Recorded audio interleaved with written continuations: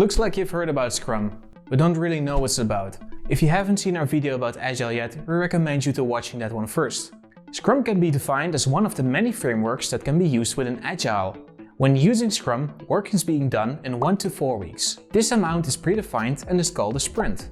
The goals of Agile are quite simple. Short sprints will show quickly if the team is doing well, mitigating the risk of customers seeing results only late in the development cycle.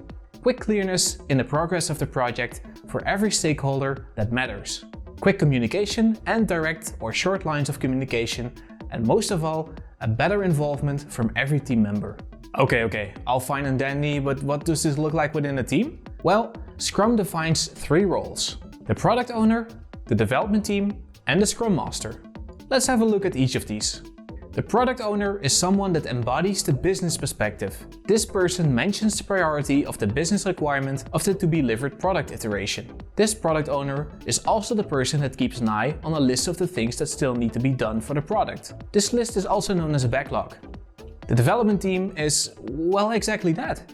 It is a team that consists of 3 to 9 members and works iteratively on the project in every sprint. Key characteristic of this team is that it is self-organizing, so each member has active involvement from start to finish. The Scrum Master is the person that is accountable for removing impediments that could distract the team. This person also makes sure that the Scrum framework is being followed and acts as a buffer between any extra work and the development team, making sure that nothing gets in the way of the goal. The work done within the team is only allowed to be deemed done when it complies with the definition of done. This definition is made by the team members. For example, one of its criteria might be that all the work done has been peer-reviewed by a colleague. Scrum uses rituals. Hold up, no, that doesn't mean you have to start worshipping the Scrum god all of a sudden.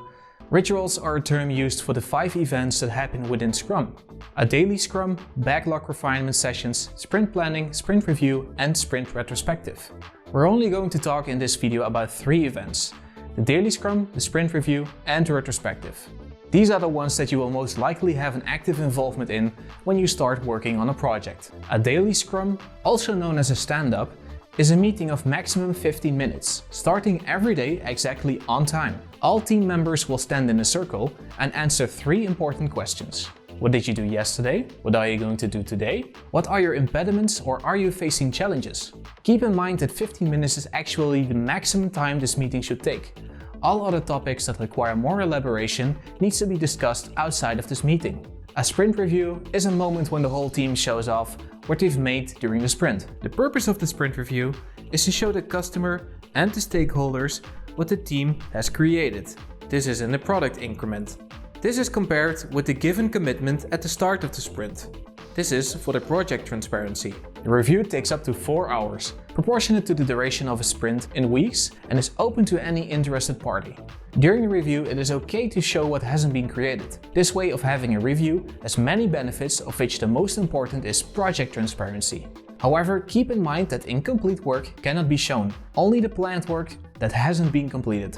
A very important aspect of the Scrum workflow is the sprint retrospective. During this meeting, the whole team reflects on the past sprint and discusses ways to continually improve their processes and/or actions. This event is being facilitated by the Scrum Master and should only take about 1.5 hours for a 2-week sprint.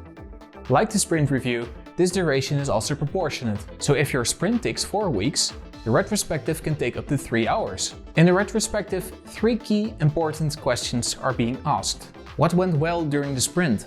What did not go well? And what could be improved in the next sprint? And there we are, the end of the sprint. Now what?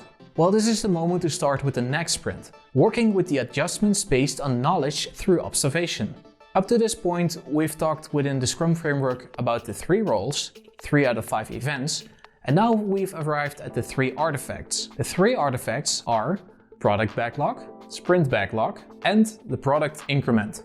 Let's quickly glance over each of the artifacts to get a quick understanding of what is it about. The product backlog is an ordered list of everything that is known and needed in the product. It is never complete and evolves over time. The sprint backlog is a forecast by the development team about what functionality will be in the next increment and the work needed to deliver that functionality into a done increment. The product increment is the sum of all product backlog items completed during a sprint and the value of the increments of all previous sprints of which all meet the definition of done defined by the Scrum team.